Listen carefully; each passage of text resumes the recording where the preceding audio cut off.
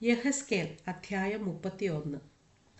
11-ാം ആണ്ട് 3-ാം മാസം 1-ാം തീയതി യഹോവയുടെ അരുളപ്പാട് എനിക്കുണ്ടായതെന്തെന്നാൽ, മനുഷ്യപുത്ര, നീ മിസ്രയീം രാജാവായ ഫറവോനോടും അവൻ്റെ പുരുഷാരത്തോടും പറയേണ്ടത്, നിന്റെ മഹത്വത്തിൽ നീ ആർക്കു സമൻ?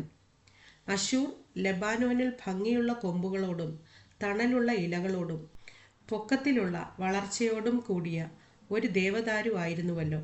അതിൻ്റെ തുഞ്ചം മേഘങ്ങളോളം എത്തിയിരുന്നു. വെള്ളം അതിനെ വളർത്തി, ആഴി അതിനെ ഉയരുമാറാക്കി. അതിൻ്റെ നദികൾ തോട്ടത്തെ ചുറ്റി ഒഴുകി. അത് തൻ്റെ ഒഴുക്കുകളെ വയലിലെ സകല വൃക്ഷങ്ങളുടെയും അടുക്കലേക്ക് അയച്ചു കൊടുത്തു. അതുകൊണ്ട് അത് വളർന്ന് വയലിലെ സകല വൃക്ഷങ്ങളെക്കാളും പൊങ്ങി. അത് വെള്ളത്തിൻ്റെ പെരുപ്പം കൊണ്ട് പടർന്ന് തൻ്റെ കൊമ്പുകളെ പെരുക്കി ചില്ലികളെ നീട്ടി. അതിൻ്റെ ചില്ലികളിൽ ആകാശത്തിലെ പറവയൊക്കെയും കൂടുണ്ടാക്കി. അതിൻ്റെ കൊമ്പുകളുടെ കീഴെ കാട്ടുമൃഗങ്ങളൊക്കെയും പെറ്റുകിടന്നു.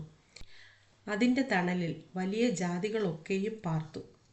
ഇങ്ങനെ അതിൻ്റെ വേർ വളരെ വെള്ളത്തിനരികെ ആയിരുന്നതുകൊണ്ട് അത് വലുതായി കൊമ്പുകളെ നീട്ടി ശോഭിച്ചിരുന്നു. ദൈവത്തിൻ്റെ തോട്ടത്തിലെ ദേവദാരുക്കൾക്ക് അതിനെ മറപ്പാൻ കഴിഞ്ഞില്ല. സരള വൃക്ഷങ്ങൾ അതിൻ്റെ കൊമ്പുകളോട് തുല്യമായിരുന്നില്ല. അരിഞ്ഞൽ വൃക്ഷങ്ങൾ അതിൻ്റെ ചില്ലികളോട് ഒത്തിരുന്നില്ല. ദൈവത്തിൻ്റെ തോട്ടത്തിലെ ഒരു വൃക്ഷവും ഭംഗിയിൽ അതിനോട് സമമായിരുന്നതുമില്ല. കൊമ്പുകളുടെ പെരുപ്പം കൊണ്ട് ഞാൻ അതിന് ഭംഗി വരുത്തിയതിനാൽ ദൈവത്തിൻ്റെ തോട്ടമായ ഏദനിലെ സകല വൃക്ഷങ്ങളും അതിനോട് അസൂയപ്പെട്ടു. അതുകൊണ്ട് യഹോവയായ കർത്താവ് ഇപ്രകാരം അരുളിച്ചെയ്യുന്നു, അത് വളർന്നു പൊങ്ങി തുഞ്ചം മേഘങ്ങളോളം നീട്ടി. അതിൻ്റെ ഹൃദയം തൻ്റെ വളർച്ചയെങ്കിൽ ഗർവിച്ചു പോയതുകൊണ്ട് ഞാൻ അതിനെ ജാതികളിൽ ബലവാനായവൻ്റെ കയ്യിൽ ഏൽപ്പിക്കും. അവൻ അതിനോട് ഇടപെടും. അതിൻ്റെ ദുഷ്ടത നിമിത്തം ഞാൻ അതിനെ തള്ളിക്കളഞ്ഞിരിക്കുന്നു. ജാതികളിൽ ഉഗ്രന്മാരായ അന്യജാതിക്കാർ അതിനെ വെട്ടി തള്ളിയിട്ടു. അതിൻ്റെ കൊമ്പുകൾ മലകളിലും എല്ലാ താഴ്വരകളിലും വീണു. അതിൻ്റെ ശാഖകൾ ദേശത്തിലെ എല്ലാ തോടുകളുടെയും അരികത്ത് ഒടിഞ്ഞു കിടക്കുന്നു.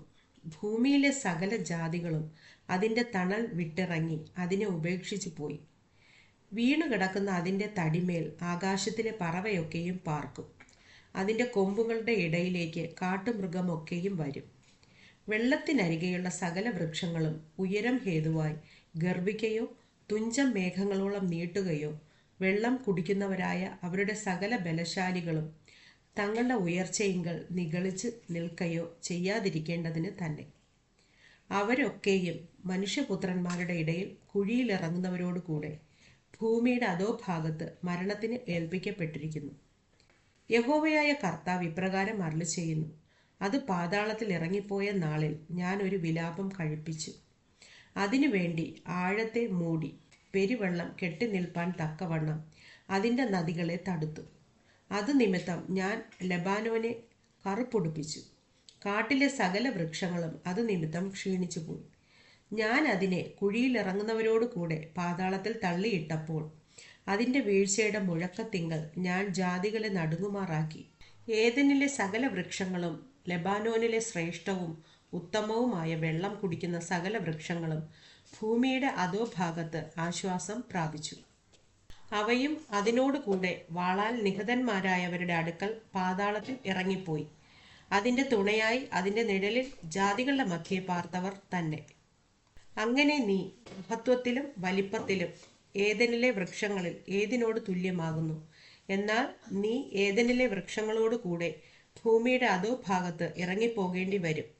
വാളാൽ നിഹതന്മാരായവരോട് കൂടെ നീ അഗ്രചർമ്മികളുടെ ഇടയിൽ കിടക്കും. ഇത് ഫറവോനും അവൻ്റെ സകല പുരുഷാരവും തന്നെ എന്ന് യഹോവയായ കർത്താവിൻ്റെ അരുളപ്പാട്.